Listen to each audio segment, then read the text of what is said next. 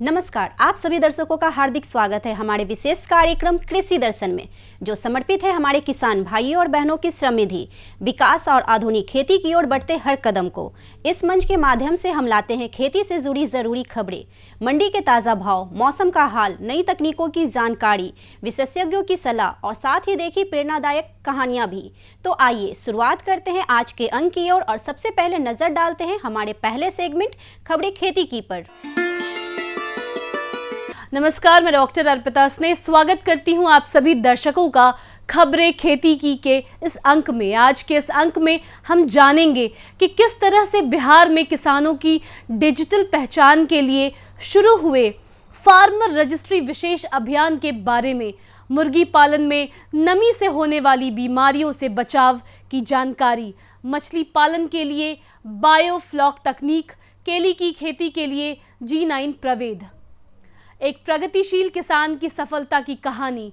जी हां, मक्का की दौनी के उपयोगी मक्का थ्रेसर और अंत में जानेंगे पटना मंडी के आलू और प्याज के ताज़ा भाव।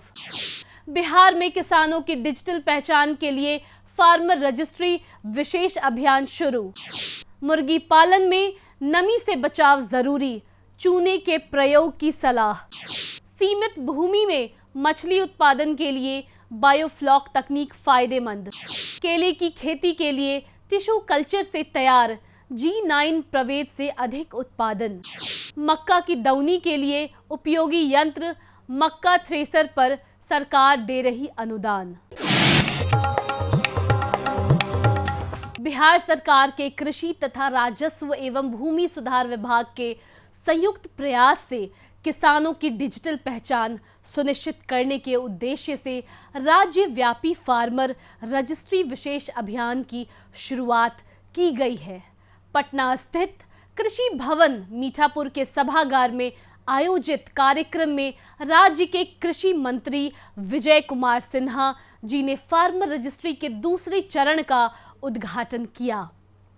यह विशेष अभियान 12 मई 2026 से 30 जून 2026 तक पूरे राज्य में चलाया जाएगा। कृषि मंत्री ने कहा कि बिहार के किसानों को तकनीक से जोड़ने और सरकारी योजनाओं में पारदर्शिता लाने की दिशा में यह एक महत्वपूर्ण कदम है। फार्मर रजिस्ट्री के माध्यम से प्रत्येक किसान को एक विशिष्ट डिजिटल फार्मर आईडी प्रदान की जाएगी।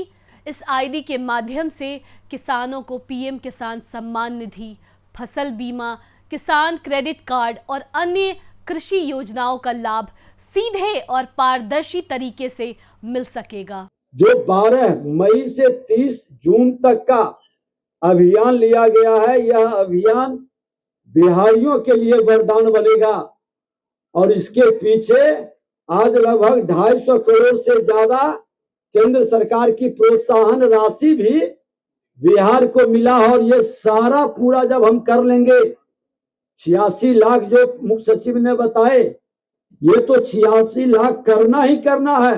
1,80,00,000 के लगभग जो किसानों का ये सारे लक्ष्य को पूरा कर लेंगे तो हमारा भूमि विवाद सदा के लिए खत्म हो जाएगा। किसान भाइयों, अगर आप मुर्गी पालन व्यवसाय से जुड़े हैं तो इस मौसम में विशेष सावधानी बरतने की जरूरत है। इन दिनों वातावरण में नमी की मात्रा अधिक रहती है, जिससे मुर्गी फार्म में भी नमी बढ़ जाती है और इससे कई प्रकार की बीमारियां फैलने का खतरा रहता है। विशेषज्ञों का कहना है कि मुर्गी फार्म को नमी रहित बनाए रखने के लिए बहुत आवश्यक है। इसके लिए किसान मुर्गी फार्म में चूने का प्रयोग कर सकते हैं। चूना नमी को कम से कम करने में मदद करता है और इससे मुर्गियां स्वस्थ रहती हैं। कृषि क्षेत्र में किसानों की आय बढ़ाने के लिए बायोफ्लॉक तकनीक एक प्रभावी विकल्प बनकर उभर रही है। जी हाँ, जो किसान खेती के साथ मत्स्य पालन कर रहे हैं, वे बायोफ्लॉक तकनीक अपनाकर सीमित स्थान में भी अधिक मछली उत्पादन कर सकते हैं।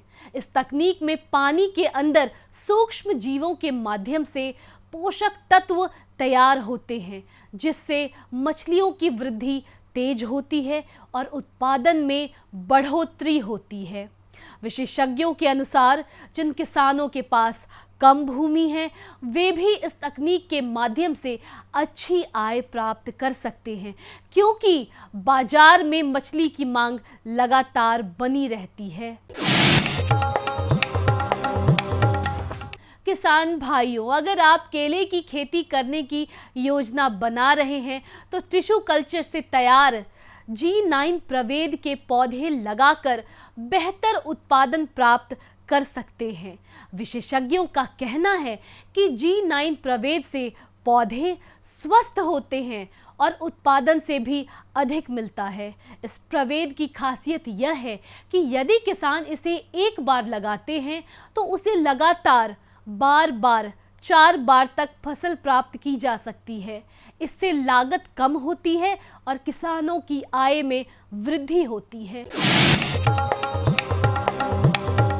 सफलता की इस कड़ी में आज हम आपको मिलवाते हैं पटना जिले के ग्राम वादीपुर के प्रगतिशील किसान मधुरेंद्र कुमार जी से। मधुरेंद्र कुमार खेती के साथ साथ मुर्गी पालन भी कर रहे हैं और इस व्यवसाय से अपनी लागत से लगभग 2 गुना मुनाफा कमा रहे हैं।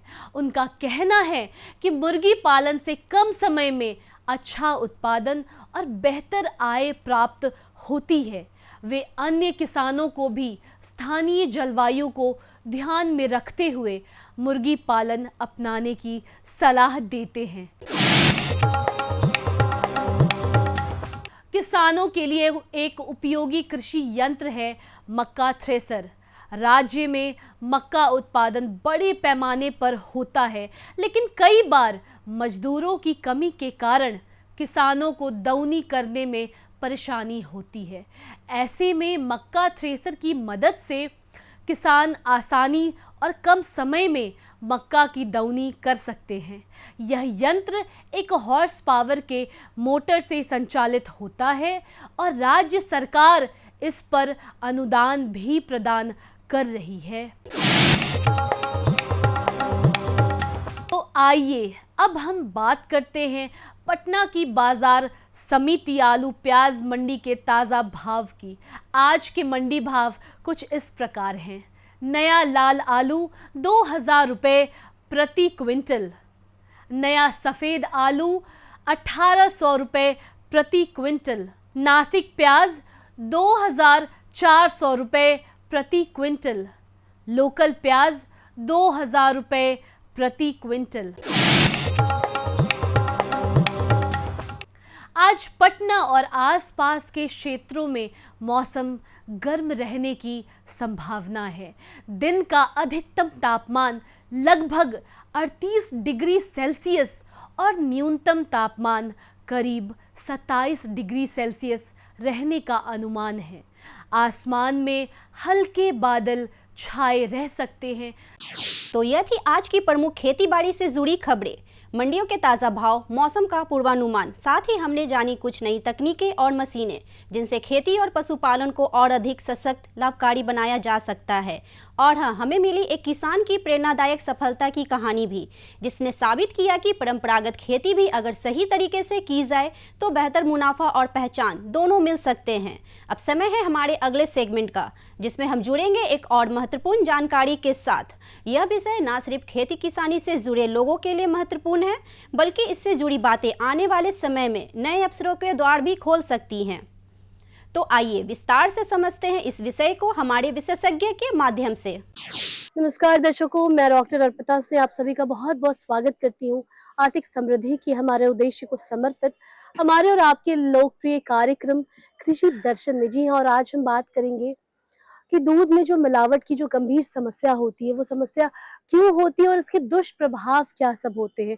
जी हाँ, तो मैं बता दूं कि आज हमारे बीच एक्सपर्ट जुड़ी हैं डॉक्टर अनुराधा कुमारी जी से, जो कि आज की हमारी एक्सपर्ट है। और मैडम, हम आपसे सबसे पहले यह जानना चाहेंगे कि यह जो दूध में जो मिलावट की जो समस्या हो रही है, यह एक गंभीर बीमारी उभर कर आ रही है, यह एक गंभीर समस्या है हर क्षेत्र में, चाहे वो अर्बन एरिया हो या रूरल एरिया हो या सुदूर क्षेत्र हो, तो ऐसा क्यों हो रहा है और इसके पीछे के जो मुख्य कारण है वो क्या हो रहे हैं और किन किन दिक्कतों का सामना करना पड़ रहा है हमें दूध में मिलावट की वजह से, ये हमारे दर्शकों को बताएं। सबसे पहले मेरा नमस्कार। अ, भारत देश जो है वो दूध उत्पादक के क्षेत्र में सबसे नंबर 1 पे है विश्व में। इसके बावजूद भी जो कुछ लोग हैं जो अधिक मुनाफ़ा कमाने के उद्देश्य से इसमें मिलावट करते आ रहे हैं। आए दिन हम इसकी जो खबर है हम न्यूज़ या पेपरों में पढ़ते आ रहे हैं। तो सबसे पहले मैं ये बताना चाहती हूँ कि मिलावट किसे कहते हैं? अगर हम मिलावट की बात करेंगे तो मिलावट का क्या अर्थ है? मिलावट का मतलब है कि जो दूध का जो गुण है, जैसे आप दूध को आप देख रहे हो वो सफ़ेद होना चाहिए, उसकी मीठी खुशबू आनी चाहिए, उसमें कोई बाहरी पदार्थ ना हो। अगर मान लीजिए आप दूध कहीं से खरीद रहे हैं और आपको उसके जो रंग है उसमें कुछ अंतर लगे या फिर उसका जो है उसमें कुछ बाहरी पदार्थ लगे या उसकी जो खुशबू अगर आप मीठी खुशबू नहीं आकर के आपको कुछ एसिडिक या फिर कुछ और खुशबू आ रही है, तो सबसे पहले तो हम एक दूध को देख करके, उसको सूंघ करके, उसको छू करके भी हम आसानी से हम मिलावट का अंदाज़ा लगा सकते हैं। अगर हम मिलावट की परिभाषा की बात करेंगे, तो मिलावट की परिभाषा जो होती है, उसके अनुसार जो मिलावट किसे कहते हैं, मतलब दूध की जो गुणवत्ता है, जो उसका जो गुण होना चाहिए, उससे वो उसमें क्या करते हैं, वो कुछ बाहरी पदार्थ मिला देते हैं जानबूझ करके, है ना? या तो उसके खट्टापन को छुपाने के उद्देश्य से या फिर उसकी सबसे ज़्यादा जो मिलावट के न्यूज़ आप देखते हो सबसे आसानी से पानी को मिलाया जाता है ताकि उसकी मात्रा बढ़ जाए, है ना? ताकि हम जो है जो बेच रहा है उसको ज़्यादा पैसा मिले, वो ज़्यादा दिखे है, जो दूध है 1 लीटर की जगह वो 1.5 लीटर दिखे। तो पानी की मिलावट होती है या कुछ केमिकल्स की मिलावट की जाती है। तो मिलावट की अगर परिभाषा देखेंगे तो दूध में कुछ बाहरी पदार्थ मिला रहे हैं या फिर दूध से हम कुछ ऐसा जो कीमती चीज़ है उसको भी हम अगर निकाल रहे हैं। सपोज़ अब दूध जो है आप स्टैंडर्ड दूध के नाम से आप बेच रहे हैं, लेकिन स्टैंडर्ड दूध जो है 4.5% का फैट होना चाहिए, 4.5 की जगह वो कम का फैट है, उसमें से मलाई निकाल रहे हैं लेकिन हम बोल रहे हैं कि ये स्टैंडर्ड मिल्क है। तो वो भी अगर हम कम फैट का भी दे रहे हैं और हम ये बता रहे हैं कि ये स्टैंडर्ड फैट है, तो भी वो एक तरह से मिलावट की कैटेगरी में आ रहे हैं। अगर इसमें मिला रहे हैं बाहर से या फिर उसकी कुछ कीमती चीज़ निकाल रहे हैं, तो भी ये मिलावट को दर्शाता है। तो अगर हम मिलावट की बात करेंगे तो दूध में सबसे ज़्यादा जो केस होता है पानी की मिलावट के केसेस ज़्यादा आते हैं क्योंकि वो आसानी से हम मिला सकते हैं और दूध में कुछ केमिकल्स हैं जैसे आप केमिकल्स की बात करेंगे तो जैसे कुछ लोग मैदा मिला देते हैं ताकि दूध को ज़्यादा गाढ़ा करें वो टोटल सॉलिड कंटेंट बढ़ जाए या फिर दूध में यूरिया मिला देते हैं उसको और गाढ़ा टोटल सॉलिड या एसएनएफ कंटेंट बढ़ाने के लिए या उसकी एसिडिटी है मान लो दूध है वो खट्टा हो रहा है और उसमें क्या करते हैं वो सोडा है वो या फिर खाने वाला सोडियम जो सोडियम बाइकार्बोनेट बोलते हैं या सोडियम कार्बोनेट होगा या फिर सोडियम हाइड्रोक्साइड या कैल्शियम हाइड्रोक्साइड मिला देते हैं ताकि उसके खट्टापन को वो छुपा सके और उसमें या तो दूध को डिटर्जेंट मिला देते हैं। देखिए अनुराधा जी, एक महत्वपूर्ण सवाल आता है कि जो हम आम आम आदमी हैं, आप तो विशेषज्ञ हैं, आपको पता चल जाएगा कि दूध में मिलावट हो रही है या दूध मिलावटी है। पर जो आम आदमी जो हर घर में जो विश्वास करके दूध ले रहा है या यूँ कहें कि गाय का दूध ले रहा है, पैकेट से ले रहा है, तो किस तरह से हम पता कर सकते हैं कि यह जो प्रॉपर जो दूध है, इसमें मिलावट हुई है? इसकी जानकारी आप हमारे दर्शकों को दें। दूध में जो मिलावट है वो एक आम आदमी भी जाँच सकता है। उसके जो घरेलू है वो बहुत सारे विधियाँ हैं जैसे कि आप दूध की एक बूँद को क्या करें आप जो स्लैंटेड है या तिरछी टाइल्स है या फिर काँच का टुकड़ा है उस पे एक बूँद गिराएँ। अगर दूध ठहर जा रहा है या फिर वो जो बह रहा है तो पीछे एक धार छोड़ दे रहा है इसका मतलब वो शुद्ध दूध है। लेकिन अगर वो बिना ठहरे हुए, बिना धार छोड़े हुए बह जा रहा है इसका मतलब वो उसमें पानी की मिलावट है।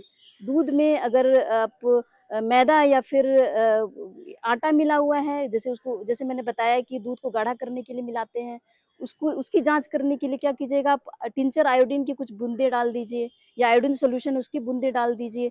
अगर डालने के बाद अगर दूध का रंग नीला हो जा रहा है इसका मतलब दूध में आप स्टार्च मैदा या फिर आटा मिला हुआ है। इस तरह से हम इनकी जांच कर सकते हैं।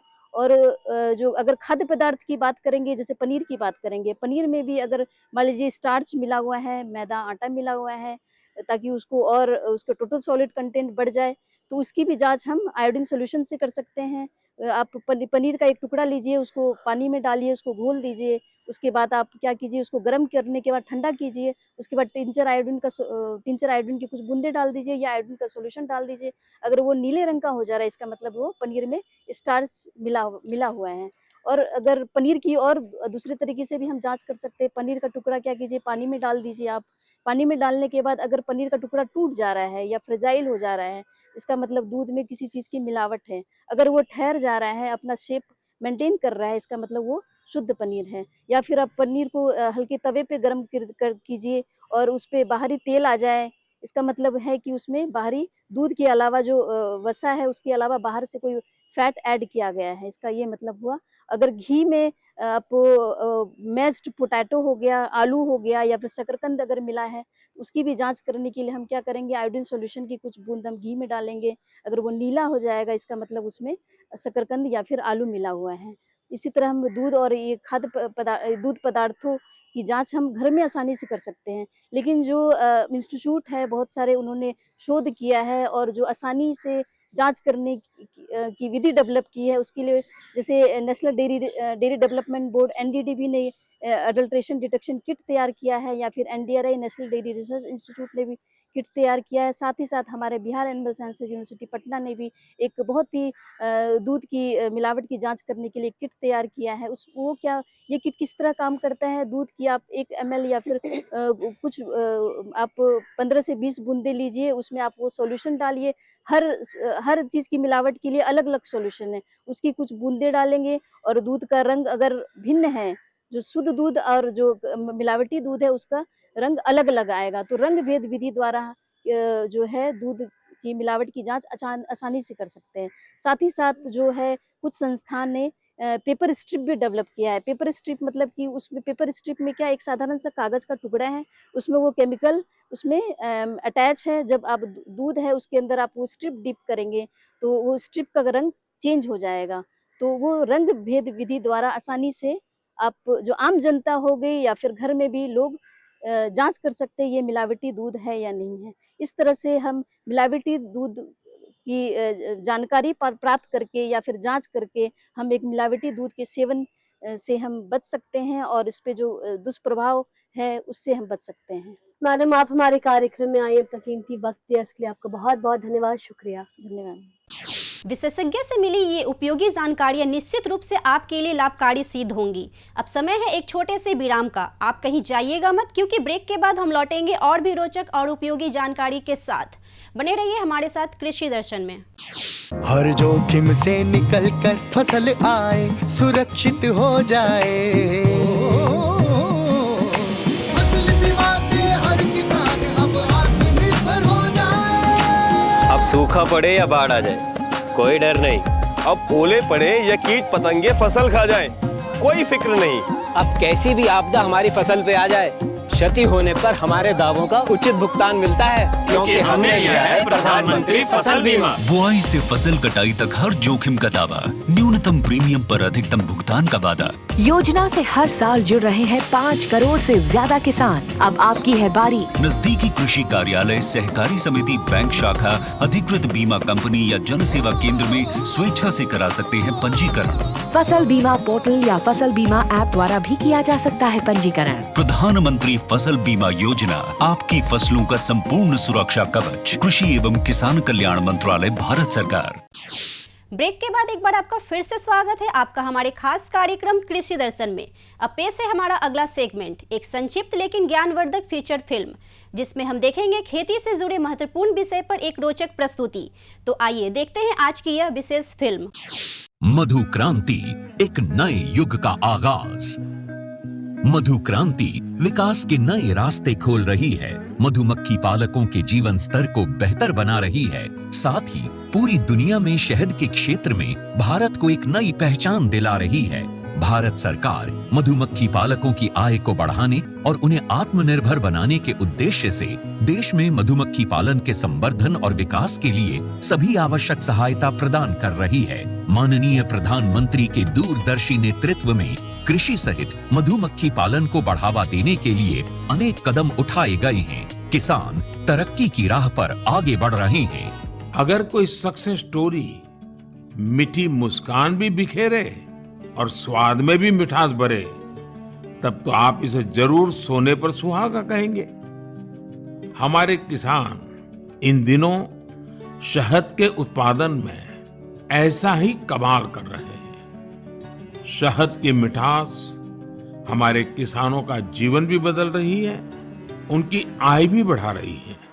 मधुमक्खियां न सिर्फ शहद देती हैं, बल्कि पर्यावरण और कृषि के लिए भी आवश्यक हैं। यूं तो भारत में लंबे समय से लोग मधुमक्खी पालन का काम पारंपरिक तरीकों से करते आ रहे हैं, लेकिन आज के समय में इस क्षेत्र में अपार संभावनाएं भी हैं और जरूरत भी है।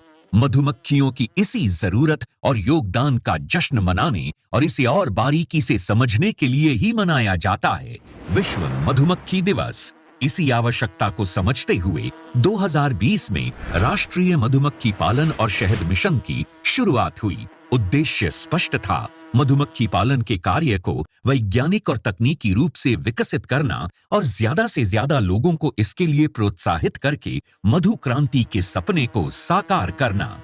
मधुमक्खी पालन से मिलने वाले उत्पाद जैसे शहद, बी वैक्स, रॉयल जेली और पॉलन आदि कई क्षेत्रों में प्रयोग किए जाते हैं। माननीय प्रधानमंत्री जी के प्रोत्साहन से और कृषि मंत्री जी के मार्गदर्शन से आज राष्ट्रीय मधुमक्खी पालन और शहद मिशन सफलता का पर्याय बन चुका है। न केवल ये देश के किसानों के लिए आय बढ़ाने का एक साधन बना है, बल्कि तमाम लोगों के जीवन को बेहतर बनाने के साथ साथ देश के आर्थिक विकास में भी योगदान दे रहा है। 2013-14 में उत्पादन 76,000 मीट्रिक टन से बढ़कर 2022-23 में 1,40,000 मीट्रिक टन से अधिक हो गया है।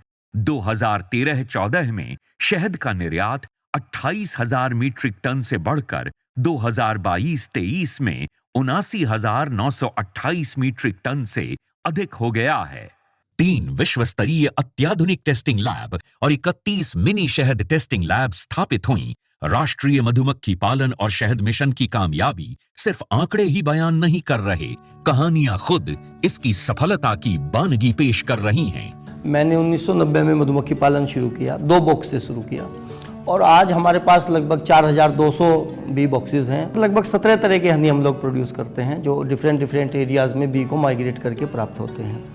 इसके अलावा जितने बी बॉक्सेस मैन्युफैक्चरिंग यूनिट है हमारे पास, वैक्सीट मैन्युफैक्चरिंग यूनिट है, 20 मीट्रिक टन पर डे का हनी प्रोसेसिंग प्लांट है। आज हमारा जो उत्पादन है वो 1 लाख केजी लगभग एनुअली हम लोग प्रोड्यूस करते हैं। यमुनानगर के सुभाष काम्बोज मधुमक्खी पालन के अपने काम के चलते आज देश भर में जाने जा रहे हैं। सुभाष जी ने वैज्ञानिक तरीके से मधुमक्खी पालन का प्रशिक्षण लिया। इसके बाद उन्होंने केवल 6 बॉक्स के साथ अपना काम शुरू किया था। मैंने सिर्फ अपने पोलिनेशन के लिए और शहद खाने के पर्पज से ये बॉक्स रखे थे।